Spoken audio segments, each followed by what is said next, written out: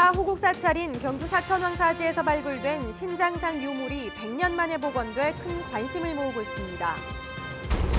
송유관에 구멍을 뚫어 수억 원어치의 기름을 훔쳐 자신의 주유소에서 판 일당이 경찰에 잡혔습니다.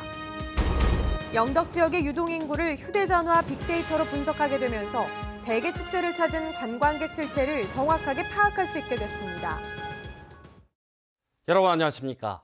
신라 호국 사찰인 경주 사천왕사지는 일제시대와 2000년대 각각 한 번씩 발굴됐습니다. 수습된 유물은 다른 기관에 따로 보관됐는데 탑 기단에 붙어있던 신장상이 100년 만에 제짝을 찾아 복원 공개됐습니다. 보도에 김철승 기자입니다.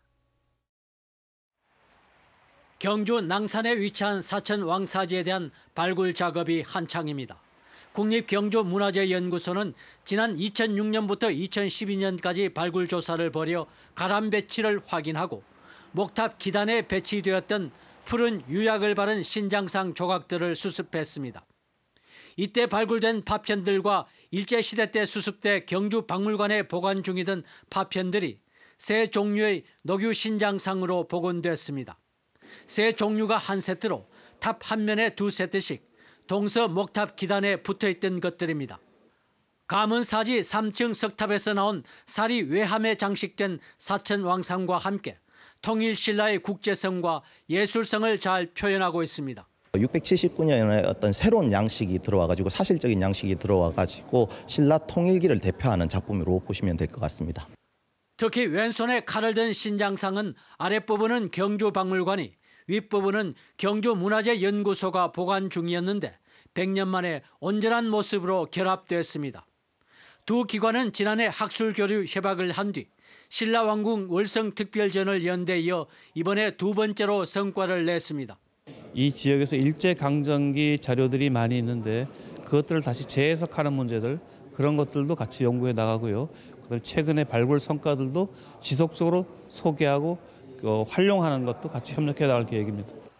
당나라로부터 나라를 지키기 위해 문무왕이 세운 사천왕사는 고려 말부터 쇠락해 조선시대에 폐사됐지만 녹유 신장상 복원과 함께 재인식되고 있습니다. MBC 뉴스 김철승입니다. 자유한국당이 공천 작업에 속도를 내고 있습니다. 한국당 공천관리위원회는 최근 경북도지사 공천을 신청한 김광림, 남유진, 박명재, 이철우 4명을 면접하고 미투운동 지지와 흠결 발견 때는 공천 취소에 승복한다는 서약서도 받았습니다. 또 기초단체장과 광역의원, 기초의원은 경북도당이 오는 19일 세부적인 공천 방침을 확정한 뒤 면접을 시작합니다. 전략 공천 여부는 다음 주 결정하고 경선은 26일부터 시작해 늦어도 4월 11일까지는 후보자 선출을 마무리할 계획입니다. 경북교육감 선거에 출마한 보수 측 후보 4명이 다음 달 말까지 후보 단일화를 마치기로 잠정 합의했습니다. 김정수, 안상섭, 이경희, 임종식 등 보수 후보 4명은 TV토론과 여론조사를 거쳐 다음 달 27일 보수 진영 단일 후보를 발표하고 진보 진영의 이찬교 단일 후보와 1대1 선거 구도를 만들기로 했습니다. 하지만 여론조사 비용 분담 등 보수 후보 4명이 세부 절차에서 의견차가 있어 최종 합의까지 진통이 예상됩니다. 영덕 지역의 유동인구를 휴대전화 빅데이터로 분석한 자료가 공개됐습니다. 대게축제 방문객은 기존 눈대중 집계 20% 수준으로 나타났고 영덕 상주 간 고속도로 개통 후 지역별 유동인구 변화도 정확히 파악됐습니다. 이규설 기자입니다. 동해안의 대표 축제로 자리 잡은 영덕 대게축제. 영덕군은 2011년 40만 명, 2016년 30만 명의 인파가 몰려 성황을 이뤘다고 홍보했습니다. 하지만 영덕군이 KT와 함께 휴대전화 기지국 수신 정보를 분석한 결과 지난해 축제 관람객은 7만 1천여 명, 예전 눈대중 발표에 비해 5분의 1 수준입니다. 어느 지역에서 왔는지 살펴보니 포항이 11.85%로 가장 많았고 대구, 달서구, 안동, 구미의 순이었습니다. 특히 영덕 대게축제는 울진 대게축제에 비해 10대와 20대 방문 비율이 상대적으로 높은 것으로 나타났습니다. 상주 영덕 간 고속도로 개통 효과는 빅데이터 수치에서도 명확히 드러납니다. 2016년 12월 말 고속도로 개통 이후 영덕 지역의 유동 인구는 2배 가까이 증가했습니다. 특히 영덕읍과 강구면 사이에 요금소가 생기면서 강구면의 유동인구는 1년 전보다 178%, 영덕읍은 186% 늘었습니다. 반면 고속도로 개통 전 진입로였던 7번 국도변, 남정면과 축산면의 유동인구는 크게 줄었습니다. 이러한 인구의 증가를 영덕군에서는 지역 경제를 활성화하기 위해서 이 인구들이 얼마나 관광이나 또는 더 머물 수 있고 소비할 수 있는데 정책을 펼친다면은 또 영덕의 대표 관광지 해맞이 공원의 일일 관광객은 728명. 이곳을 찾은 사람 가운데 영덕에서 숙박을 하는 사람은 20%인 것으로 조사됐습니다. 흥미로운 사실은 영덕 강구 3사 해상공원을 찾은 일일 관광객은 7,300여 명으로 해맞이 공원의 10배에 이르는 것으로 나타났는데 이는 3사 해상공원 내 편의점과 음식점 등을 이용하는 숫자가 포함됐기 때문인 것으로 분석됩니다. 영덕군은 앞으로 관광뿐만 아니라 교통과 환경 등 군정 전반에 걸쳐 빅데이터 정보를 적극 활용할 계획입니다. MBC 뉴스 이규설입니다. 자유한국당이 절대다수인 경상북도의회가 기초의원 의원 정수를 줄이는 쪽으로 선거구를 조정해 지방분권에 역행한다는 비판이 확산되고 있습니다. 경상북도의회는 어제 포항시 라 선거구와 경주시 다 4 등 기존 3인이던 선거구를 6곳 줄이고 2인이던 선거구는 9곳 늘렸습니다. 이는 선거구 쪼개기로 정치 신인이나 소수 정당의 진출을 어렵게 해 특정 정당이 기초의회를 독식할 수 있고 다양성 보장과 지역 배려라는 지방 분권 정신에도 맞지 않습니다. 자유한국당의 의원 정수 확정에 대해 더불어민주당과 정의당은 선거구 획정위원회를 독립된 기구로 설치한 취지에 반하고 획정위원회를 허수아비로 만든 계약이라며 도의회를 규탄하고 있습니다. 송유관에 구멍을 뚫고 수원어치 기름을 훔친 일당이 경찰에 붙잡혔습니다. 이들은 훔친 기름을 자신이 직접 운영하는 주유소 등에 팔아 3억여 원을 챙겼습니다. 박상원 기자가 보도합니다. 7번 국도변 경주의 한 주유소에 경찰이 들이닥칩니다. 사무실에는 여러 가닥의 고압 호스와 기름을 분배하는 장비가 설치돼 있습니다. 주유소 저장 탱크의 고압 호스는 지하 농수로를 따라 400여 미터 떨어진 송유관과 연결돼 있습니다. 47살 박모 씨 등 일당 6명은 지난 1월부터 이 송유관에 구멍을 뚫어 휘발유와 경유 등 유류 33만 리터, 시가 5억 원 상당을 몰래 빼냈습니다. 6개월 정도를 장소 물수했던 사전 준비 작업을 해왔고요.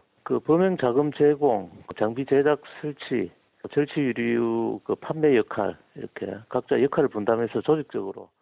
이들은 자신이 직접 운영하는 주유소와 대구의 한 주유소 등 2곳에서 기름 약 21만 리터를 팔아 3억여 원을 챙겼습니다. 특히 기름을 수차례에 걸쳐 조금씩 빼내는 수법으로 그동안 송유관 공사의 적발 시스템을 피해왔습니다. 대한송유관 공사에 유압 체크를 수시로 하거든요. 유압 체크를 하면서 이제 압이 좀 떨어지는. 경찰은 47살 박모 씨 등 5명을 송유관 안전관리법 위반 혐의로 구속하고 훔친 기름이 팔려나간 주유소 등 유통 경로에 대한 수사를 확대하고 있습니다.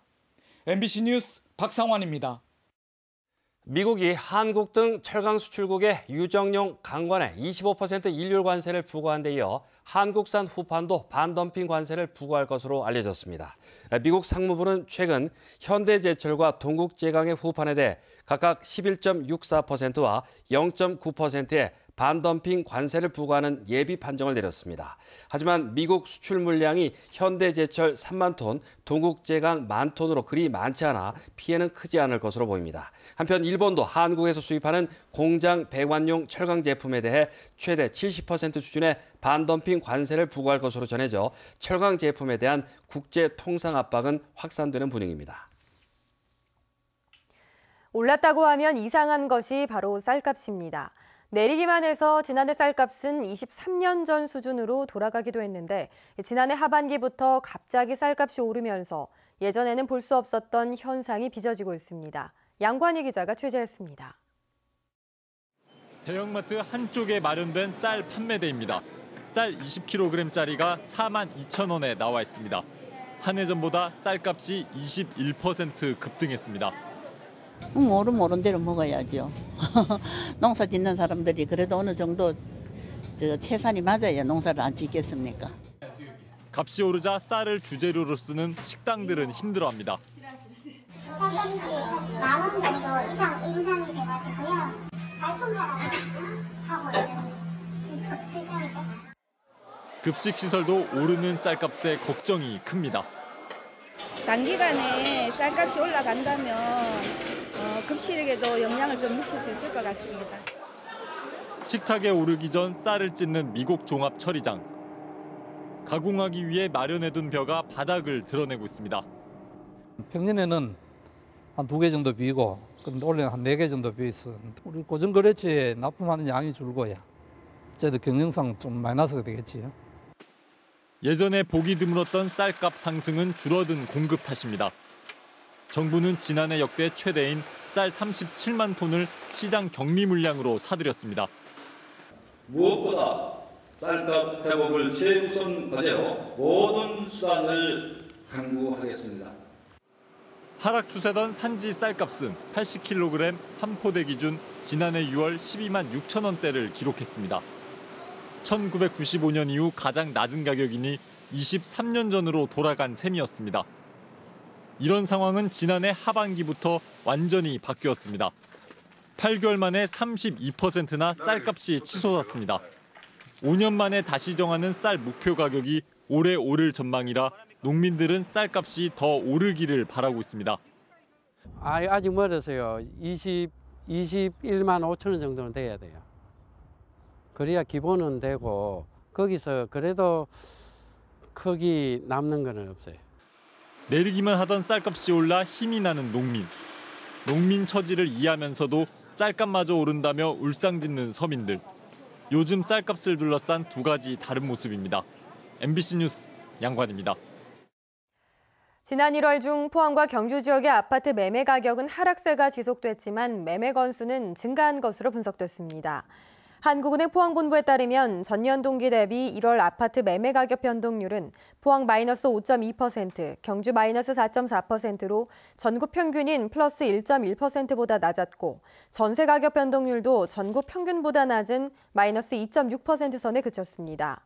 하지만 1월 중 경북 동해안 지역 아파트 및 주택 매매 건수는 1,300여 건으로 전년 동월에 비해 넉 달 만에 14.6% 증가한 것으로 나타났습니다. 오늘 경북 동해안 지역에는 비가 오락가락 내렸습니다. 비는 내일 새벽까지 이어지겠는데요. 비가 그친 뒤에 기온은 다시 뚝 떨어지겠습니다.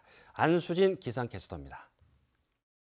오늘 비가 내렸다 그쳤다를 반복했습니다. 이 비는 내일 새벽까지 땅을 적시겠는데요. 울진과 영덕에는 눈이 내리는 곳도 있겠습니다. 비나 눈이 그친 뒤에는 북서쪽에서 찬 공기가 유입되며 쌀쌀하겠습니다. 또 안개가 짙게 끼어 가시거리가 짧은 곳이 많겠습니다. 교통안전사고에 유의하시기 바랍니다. 동해상과 울릉도 독도에는 풍랑 예비특보와 강풍 예비특보가 내려져 모레까지 바람이 매우 강하게 불겠습니다. 자세한 내일 날씨 알아보겠습니다.